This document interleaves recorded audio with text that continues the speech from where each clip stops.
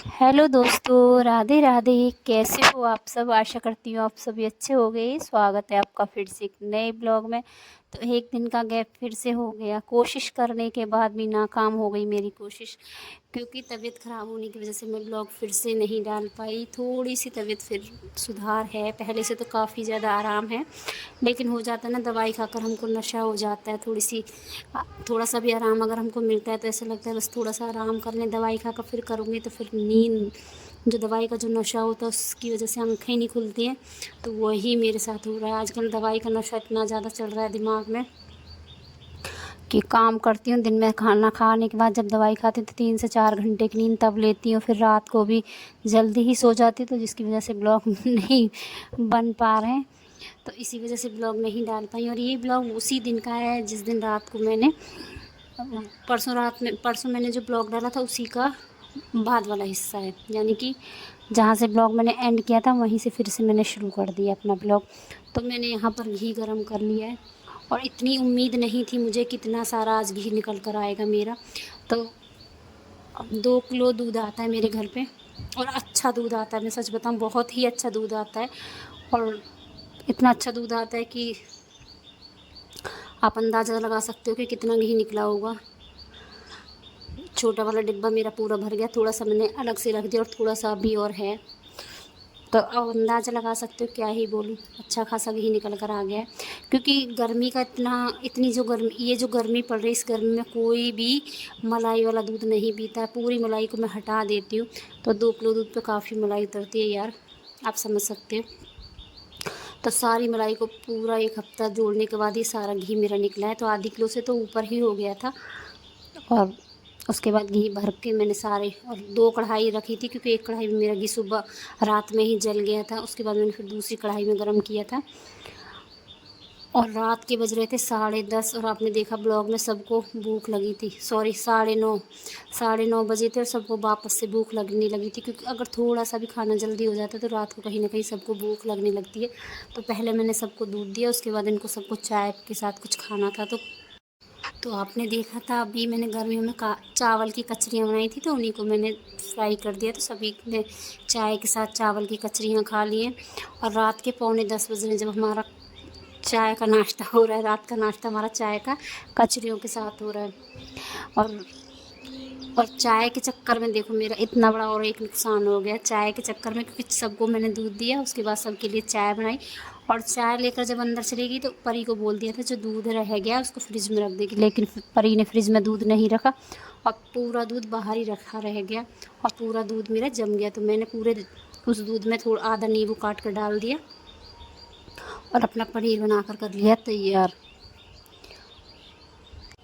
और शाम को पनीर की ही सब्ज़ी बना दूँगी। तो मैंने अभी पनीर को अच्छे से साफ़ पानी से धोकर रख दिया है। या तो आपके पास हो सेब का सिरका, विनेगर, वाइट विनेगर जो आता है सेब का सिरका, उससे अच्छा दूध फट जाता है। या फिर नींबू हो, या फिर दही हो, दही से भी फट जाता है।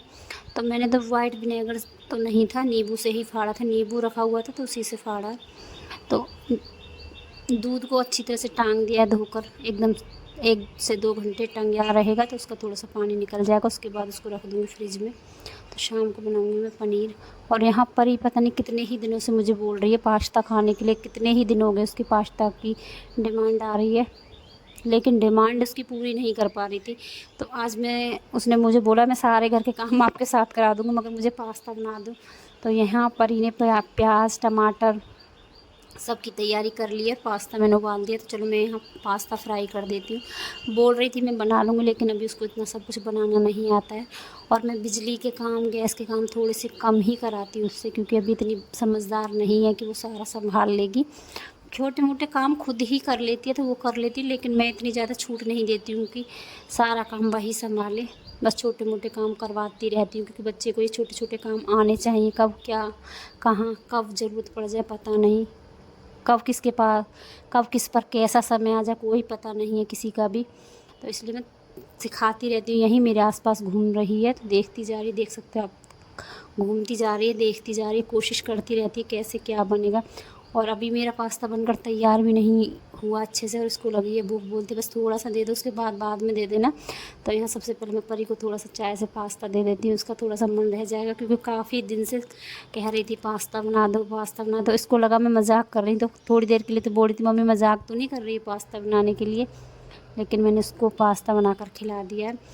और करेले रखे थे कई दिन पहले, तो उनको अच्छे से धोकर नमक लगाकर मैंने रात में रख दिया था, काट कर छोटे छोटे टुकड़ों में काटे। आज ऐसे बना कर देखती हूँ, छोटे छोटे गोल पीस करके देखती हूँ कैसे बनते हैं।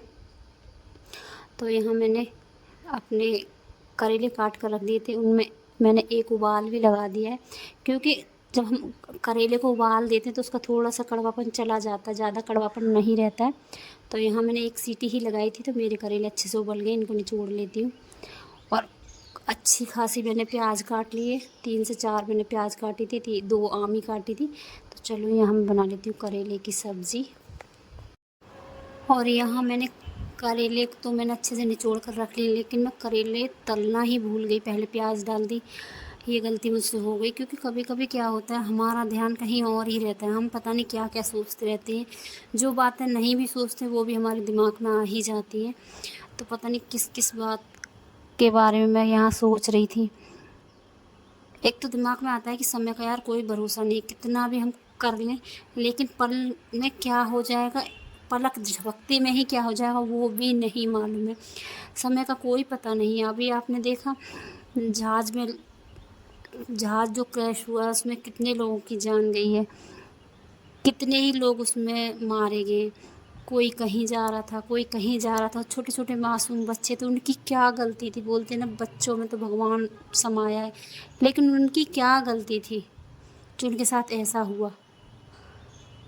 हंसी खुशी अपने घर से गए थे, कोई कहीं मिलने जा रहा है, कोई किसी से मिलने जा रहा है, कोई शिफ्ट होने जा रहा है लंदन, लेकिन समय को वो बोलते हैं ना समय का और आगे का कोई भरोसा नहीं है।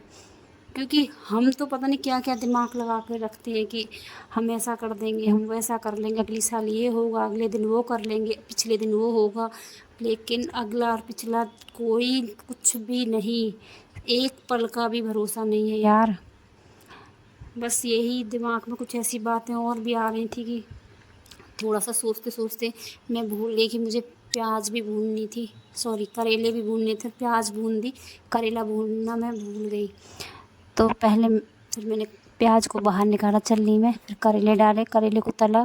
तो यहाँ मेरी सब्ज़ी बन गई थी। और मैंने यहाँ पर बनाया पनीर के चावल, क्योंकि पनीर की सब्ज़ी किसी को नहीं खानी थी, यहाँ बच्चों की डिमांड थी चावल खाने की। तो मैंने यहाँ नमकीन चावल बना दिए, पनीर उसी में डाल दिया है, और यहाँ हरी चटनी बना ली है, क्योंकि नमकीन चावल बनाते हैं तो चटनी साथ में होती है तभी अच्छे लगते हैं। तो चलो मैं आज का ब्लॉग अब यहीं पर समाप्त कर देती हूँ।